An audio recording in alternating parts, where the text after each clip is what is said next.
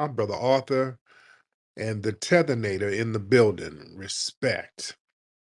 Respect, respect, respect.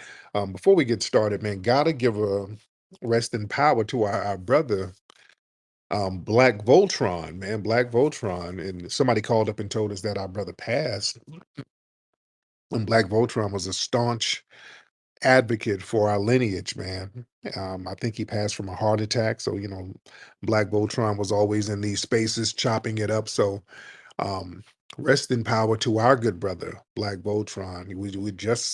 I just had him up here chopping it up a few days ago. So respect to that brother. Dark Pope, what's going on? What's happening? So we got a lot to talk about, family. A lot.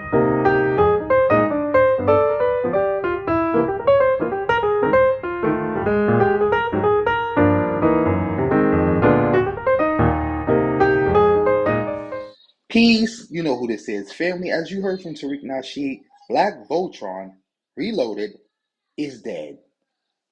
That's right.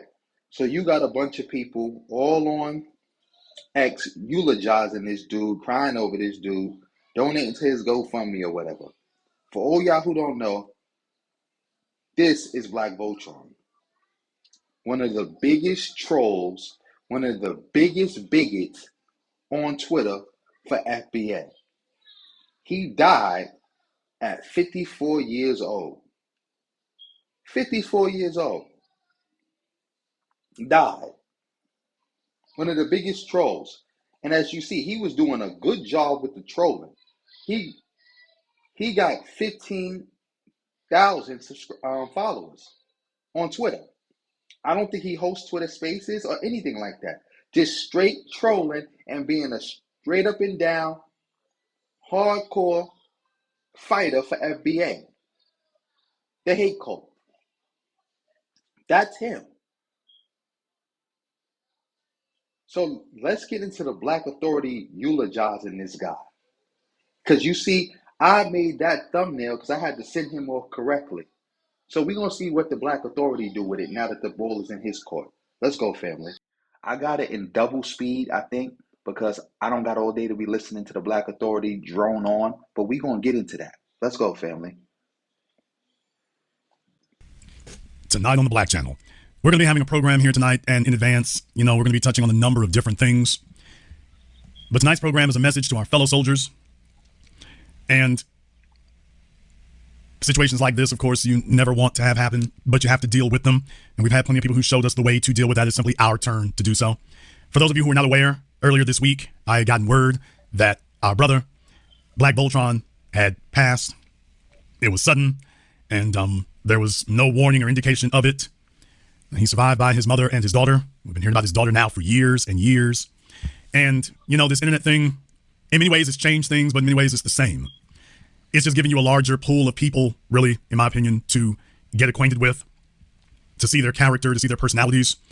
And I think I speak for everyone when I say that Black Voltron was the epitome of uncompromising. No matter what was happening, no matter where it was occurring, no matter how it was occurring, he was one of those people that you know exactly what he would say. No matter what the situation was, he's one of those people that you know exactly what he would say. Come on. AI generated fake Black Panthers? That's what you do now? Whack Authority? AI generated fake Black Panthers. And it is that type of integrity that is the reason that he stood out to all of us and that all of us remember him now. I'd like to take tonight's program as an opportunity to review some things. I'd like to review not just some events, but I'd like to review some culture. Oh, they got the shades on this time. They got the shades on. I would like to review some culture in the context of our brother. I'm going to refer to him as Black Voltron. Of course, I know his name. Of course, I know the other name. Of course, I do. No, you don't. And I'm pretty sure he doesn't know your name. But we're going to keep it going. But I want to explain something to you. I'm pretty sure he doesn't even know how you look. You see, there's personality in the name. And the internet, once again, has transformed the way in which people do things, because your name that you all are walking around with on your birth certificates, that was not chosen for by you. That was not chosen by you. That was chosen by somebody else. No matter how much you may love them or whatever, that was not your decision. That was their decision. But when you come here, whatever we see here, that was your decision. So in many ways, I think that is more pertinent because those are decisions and choices that you made. When Snoop Dogg dies one day, the world's not going to refer to him as Calvin Brothers. They're going to say Snoop Dogg. How come you said Snoop Dogg's real name, but you can't say his real name? Because again, even if you wanted to still refer to him as Black Voltron, why not say his real name? Because you don't know it. That's why you felt the need to bring that up. That's what they're going to say. And I can go down any list of number of other people there. That is the name in which that's the name in which you chose. That is the name in which you went into the world and made your mark on the world. So that is the name for our brother here. That was what he wanted us to know, and that's what I abide by because that has special significance. That has special significance, and I honor that. It has significance because obviously you know what it meant. You obviously know what it meant. It meant the joining together of people into something that's greater than the sum of its parts. That was the way he thought about blackness. That was the contribution that he wanted.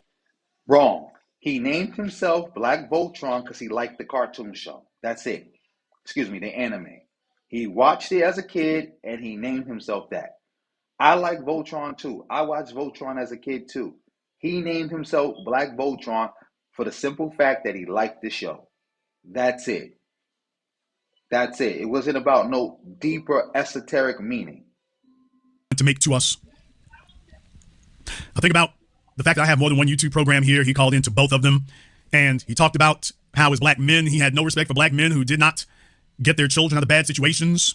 He talked in depth about the situation with his child's mother. Phone call, so we're going to continue on. And he talked about how as black men, he had no respect for black men who did not get their children out of bad situations. He talked in depth about the situation with his child's mother. She was not a good steward there. The situation was not good. He did not take no for an answer. He didn't let... So, why is he comparing his situation to other black men's situation? If I remember correctly, didn't he get a crackhead pregnant or something like that? It's way easy to get your custody of your kids if you get running around getting crackheads pregnant. It's not so easy when you get a regular woman pregnant and she has a kid with you and she doesn't want anything to do with you because she doesn't like you anymore. She's going to use the courts to her advantage. It's not the same. But we're going to let you continue on because I know you're not going to go into depth about what kind of situation it was with him and his child's mother. But let you keep going. Here and let you be told, well, the court said what he can't do. He's a black man who got custody of his daughter, and what he did was put the lie to any black male who claims they can't do it. It's not that you can't do it, it's because you don't want to do it. Black Voltron was not dedicated to still run the streets. He was dedicated first and foremost to fatherhood. That was his focus. Being a man, not continuing to be some overgrown teenager. That's a lie. He spent his time trolling black people, other black people on the internet, pushing xenophobia, and named himself after a cartoon show that he used to watch when he was a kid. He lower than a teenager. Teenager running the streets, living their life is higher than Black Voltron. He went out sad. 54 years old, died from a possible glizzy overdose while pumping white supremacy. And that was his focus. And we honor that. The hallmark of maturity is when you make a life of doing things the more difficult way. You're not a person who runs from difficulty or adversity. You're a person who shoulders it. That's why we can respect you and why we can respect him. Many people look for excuses, but Brother Voltron was not somebody who looked for excuses. He also didn't run. A whole lot of folks in California, in Oakland, have gotten up to leave. He wasn't one of them. He was determined to make his stand, which is what we have done throughout history. Hold up. That sounds like a contradiction, man. You said that he made his stand in California and Oakland, California, while other folks ran away. And then you just said that he's doing what we have done throughout history. It don't seem like a we, because as far as I'm hearing from you, black people are fleeing California. It's funny how you said leave, but you wanted to use the word flee, because that's what the word you was using before. Because I think I remember you making a broadcast talking about how California is done. And if you black, don't move to California and get out of California while you can. So you was promoting fleeing. Now you bigging him up for not fleeing and saying that's what we don't do. But I'm pretty sure you was a part of that we. And I'm pretty sure the black people who already fled California is also a part of that we. But we gonna let you keep going. It serves as a paragon and a role model. That's what it served throughout history. That we did not run and we don't flee, even under difficult circumstances and difficult places. When we sit down and say, this is our home, this is where we are, then you're going to stand there, and that's what he was. And His daughter knows how to do so now because she watched a man who knew how to do it and showed how to do it. Doing the right thing doesn't mean doing it when it's easy. Doing the right thing means doing what's right when it's hard to do it, when it's difficult to do it. That's when you know when we truly can judge your character. Under adversity, when you have an easier avenue you can go down, and yet you continue going down the one you're on.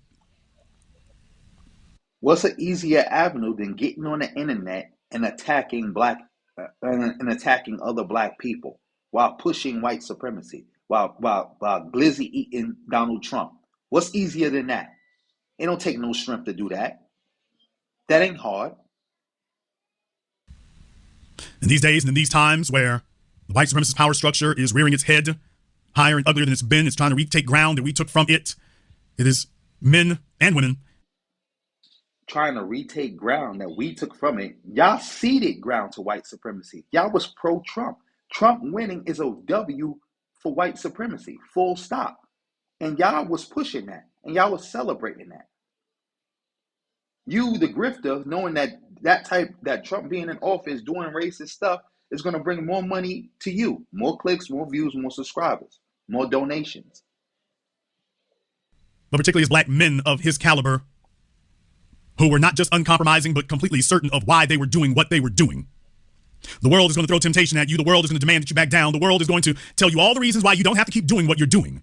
And I don't know exactly who it was who laid it for him. Might have been his father. He talked about his dad.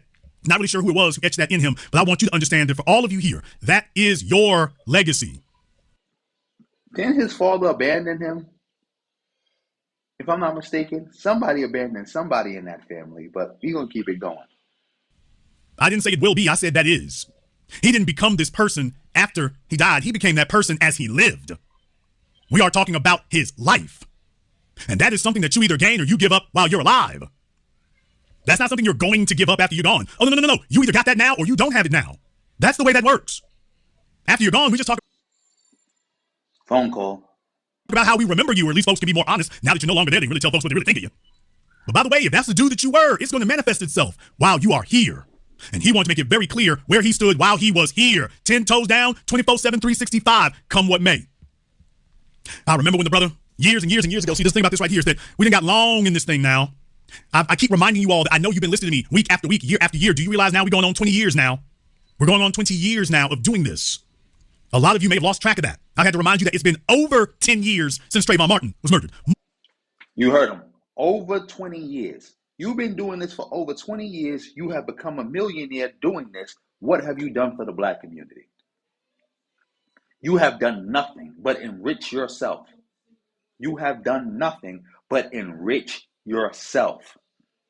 You're a millionaire. You allegedly live in Shreveport, Louisiana. What have you done for Shreveport, Louisiana?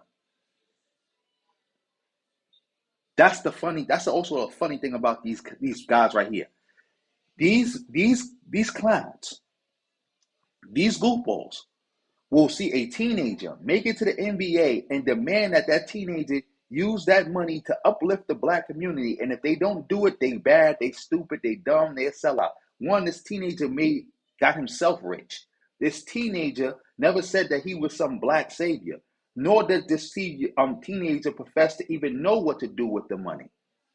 But you guys professed to be some type of black saviors. You got rich through the black community, and you claim you know what needs to be done, but you're not doing it. You're all rich. Tariq, you, Phil, all of y'all are rich. Y'all all rich. Y'all all millionaires. And y'all got that way through the black people, through the black community, giving y'all money, buying y'all products, listening to y'all, clicking on y'all videos, sharing y'all stuff. Y'all have done nothing for the people. 20 plus years. That's a generation, bro. A generation of nothing but contradictions and misdirections. More than 10 years. It's been 10 years since I released my first documentary. It's been over 10 years since Trayvon Martin was killed. A lot of you lost track of that. You're like, it's been over a decade. It's more. Yeah, over 10 years since you released your first documentary. You've been a millionaire off this stuff for at least 10 years. For at least 10 years, at least 8 years. What have you done? A decade now. Time moves. And as it moves, we move into a position that we're steering the ship now. You didn't ask for it. You would have been perfectly fine with your parents and grandparents continuing to do so. No. responsibility and authority are handed to you. It's not something you ask for. It is something that will be required. It's not something that you ask for, but it is something that will be required.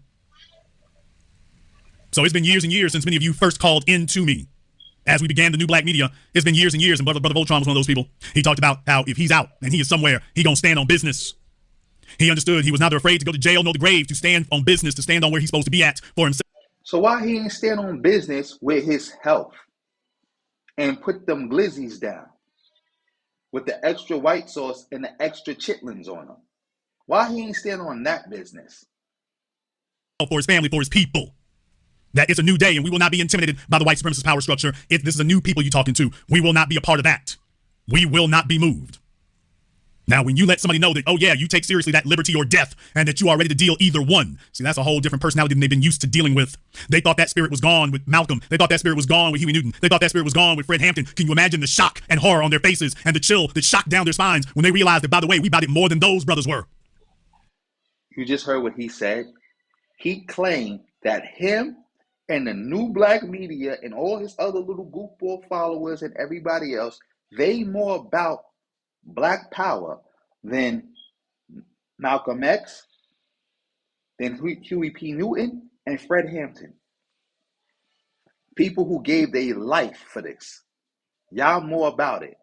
While y'all sit on the internet and just troll black immigrants all day. And big up white supremacy. And support Trump. And donate to Tariq.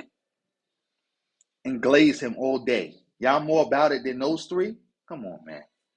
He said this. And people are watching this, hearing him say this, and co-signing it. They lost, man. You are decades since the Watts riots, and yet the heart is still very much there. That's what Brother Black Voltron was about. That was the role model that he laid down. That it is very much still here. And the message got out. And the word got out. There may not be as many of us in California as there previously were, but understand the heart is not even nearly gone. And if you want it, you can get it. That is an example that you can be proud of. That is an example that you can have esteem in. That is an example that you can puff out your chest for and walk proudly for. That right there. To be a role model, an example to the people, not just the folk around you. That's the real thing right there. You see, leadership does not end at home. As men, leadership does not end at home. Leadership is not just what you demand of yourself, it's also what you... Leadership? So y'all got a leadership now? I thought y'all wasn't a group. And I thought y'all didn't need leaders. Because if you got leadership, you got leaders. Like people try to play that game with, I said leadership. I didn't say leaders. Whatever. Contradiction, but we're going to keep it going. And if we ask one of y'all, are y'all leaders, y'all going to say no. That you demand of others. Do you realize how many black males, how many people have not seen somebody who's uncompromising? Do you realize how many folk have grown up their whole lives and seen nothing but weak people around them? People who compromise, people who equivocate, people who live at the bottom, people who do not stand, have a principle to stand on. Do you realize how common that is? Maybe some of you grew up in a household where that was not uncommon, but do you realize for a lot of people that's uncommon? It's common for them to grow up in an environment where people are holding their heads down and ducking, where they don't. You meet so many black males who they speak in a very squeaky, soft voice. He'll be 6'8", squeaky, soft voice. Like y'all do when y'all talk to real white supremacists, real white nationalists, when y'all speak to real people with power, y'all be so respectful. Y'all voices get so respectful. Which y'all don't be doing none of that stuff that y'all be doing with black immigrants and other black people though. And how y'all be talking to black women. Y'all don't be doing none of that, but we gonna let you continue on. We watched as they whitewashed the baritone out of the black males. We watched as they whitewashed the baritone out of them. This thing where you're supposed to be trying to convince the world of how unassuming and harmless that you are. That you made it your goal to convince the world that you are harmless. Black Voltron did not move that way. Black Voltron wanted you to understand. He was a big man, and he wanted you to understand that if you want the threat is real. If you're looking for a threat, the threat is real. And he's not harmless. The threat's real, and he's not harmless. See, that makes a whole big difference. When your sons and your daughters are raised around that they were raised by black men who were not harmless, and were not meek, and were not shy. And their voices resonated in the room.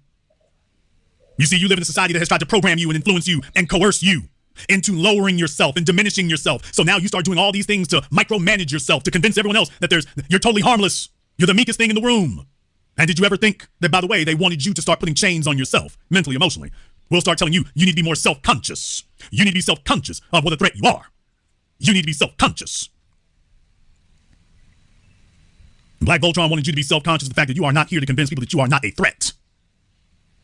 The best way to keep people from attempting to assault you is to let them know that, by the way, if anything gets out of line, you are prepared. You are prepared. Not to call somebody else to do it. You are prepared to put things back to right. And when people hear your voice, and when they hear the way that you speak and they can hear you are serious, they start rethinking whatever it was they walked in the room with. They start reconsidering it. Yeah, it's not going to be that kind of situation. And that is why, under these kind of circumstances here, you already know what to do. So that's why I loved about that brother. I think he's pretty much done talking about him. I'm going to give him one more minute, and then I'm going to be off of this because I heard enough.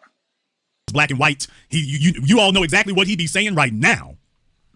He would be like, man, I don't want to hear y'all crying and moaning and this, that, and the other. Bury the man and continue the plan. If you saw me marching, y'all supposed to keep marching. You saw me marching, y'all supposed to keep marching. That's a life. That's a legacy right there. When somebody can tell you exactly what he would say, if you said this, that's a legacy right there. You know what he would tell you.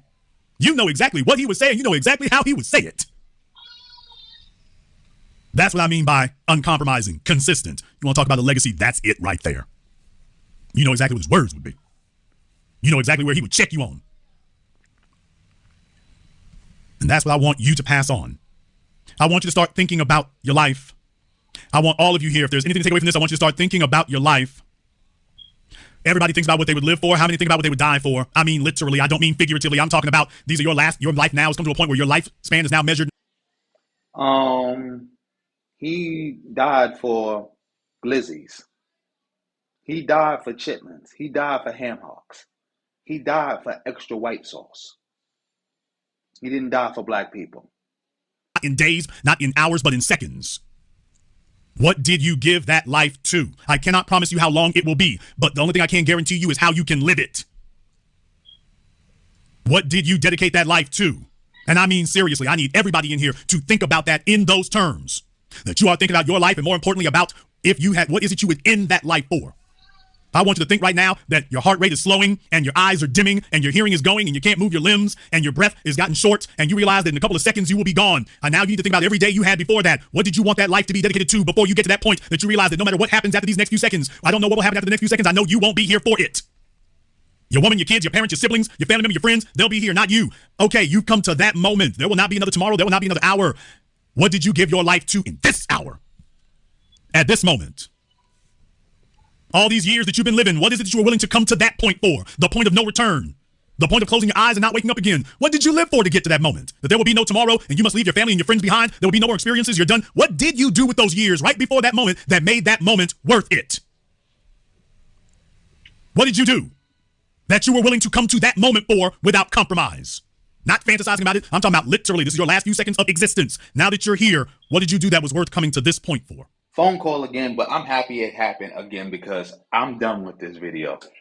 Family, thank you for watching to the end. Make sure you like this video, share this video, give it hype points.